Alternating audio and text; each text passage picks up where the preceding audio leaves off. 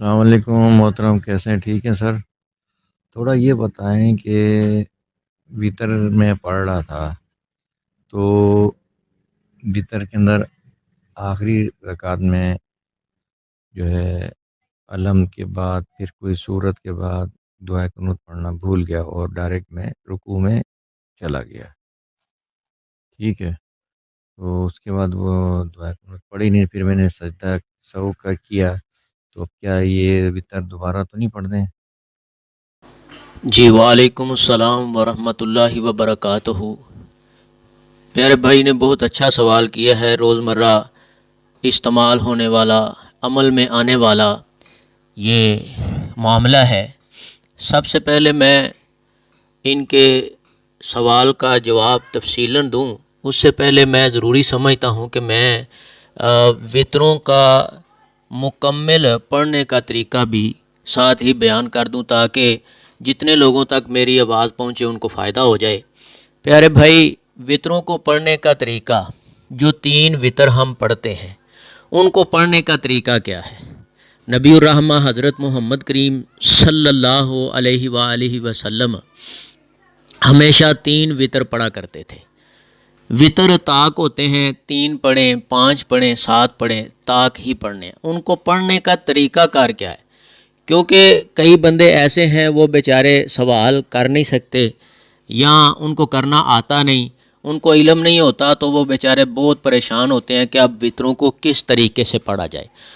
تو اتھینٹنگ جو بالکل صحیح مسئلہ ہے، جو مضبوط سند کے ساتھ ہے، وہ طریقہ جو ہے نا وہ میں آپ کے سامنے بیان کر دینا چاہتا ہوں. 3 وطروں کو پڑھنے کا طریقہ نوٹ کر لیں. اللہ اکبر کہہ کے تو نماز میں داخل ہو جائیں، یعنی نماز وطر میں داخل ہو جائیں. سورت فاتحہ کے بعد پہلی رکعت میں سورہ اعلیٰ کی تلاوت کرنی ہے سورت فاتحہ کے بعد.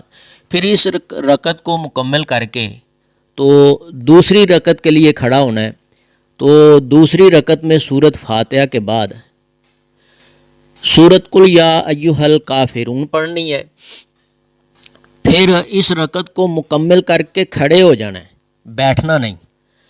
کیونکہ جب ہم 4 رکعتیں پڑھتے ہوتے ہیں، یعنی عصر کی کہہ لیں، ظہر کی کہہ لیں، عشاء کی کہہ لیں، تو ہم دوسری رکعت کو جب مکمل کرتے ہوتے ہیں تو تشہد میں ہم بیٹھ جاتے ہیں.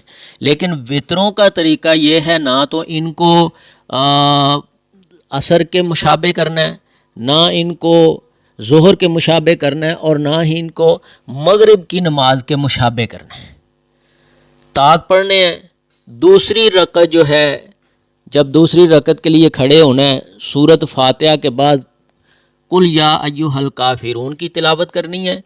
اس کے بعد رکعت کو مکمل کرتے ہوئے بیٹھنا نہیں، دوسری رکعت میں تشہد نہیں بیٹھنا. وطر جب پڑھنے تو کھڑے ہو جانا ہے. تو جب تیسری رکعت جو ہے اس کو ہم نے پڑھنا ہے تو سورت فاتحہ کے بعد سورہ اخلاص، یعنی بسم اللہ الرحمن الرحیم، قل هو اللہ احد اللہ الصمد لم یلد ولم یولد ولم یکن لہ کفوا احد، یہ جب تلاوت کر لینی ہے تو اس کے بعد یعنی رکوع سے پھر پہلے دعائے وطر جو ہے وہ پڑھنی ہے. حضرت حسن ابن علی رضی اللہ تعالی عنہ بیان فرماتے ہیں کہ نبی الرحمہ حضرت محمد کریم صلی اللہ علیہ وآلہ وسلم نے مجھے کچھ کلمات سکھائے، مجھے کچھ کلمات کی تعلیم فرمائی تاکہ میں ان کو دعائے وطر میں پڑھوں. اور یہ بات ترمذی شریف میں بھی ہے، سنن نسائی میں بھی ہے، ابی داود میں بھی ہے، مضبوط سند کے ساتھ. وہ الفاظ کون سے ہیں؟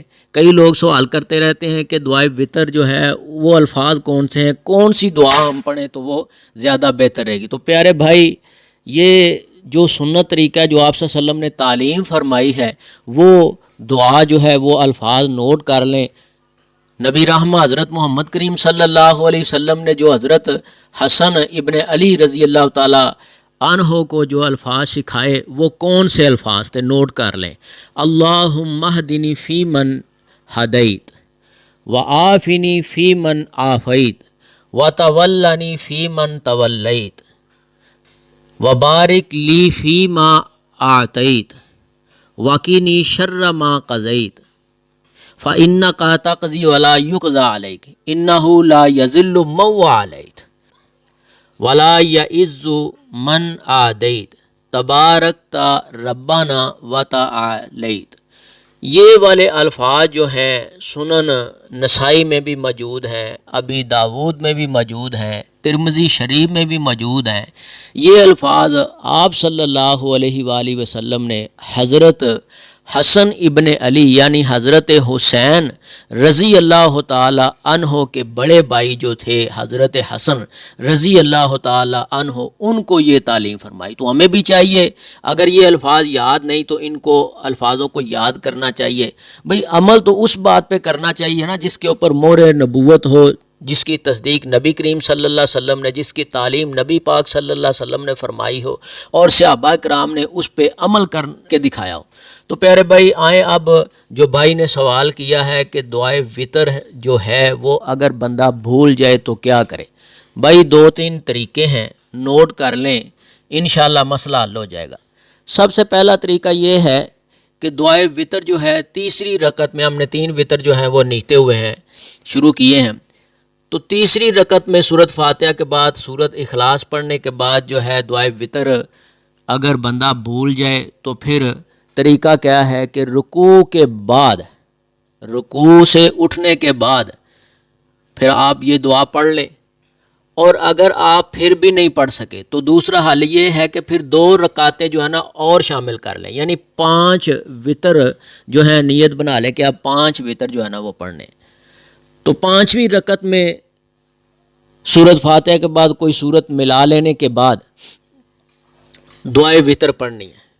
अगर बंदा फिर भी भूल जाए, यानी दूसरा तरीका जो मैं बता रहा हूँ इसमें बंदा फिर भी भूल जाए, तो फिर तीसरा तरीका क्या है कि आखिरी तशहुद में सजदा सहू करे और अपने वितरों को मुकम्मल करे। अल्लाह ताला अमल करने की तौफीक अता फरमाए। अगर आपको इस वीडियो से दीनी फ़ायदा हुआ है तो हक बनता है कि आप इस इस्लामी चैनल को लाजमी सब्सक्राइब कर दें, लाइक करें और कमेंट में अपने ख्याल का इजहार करना मत भूलें। सदक़ल्लाहुल अज़ीम।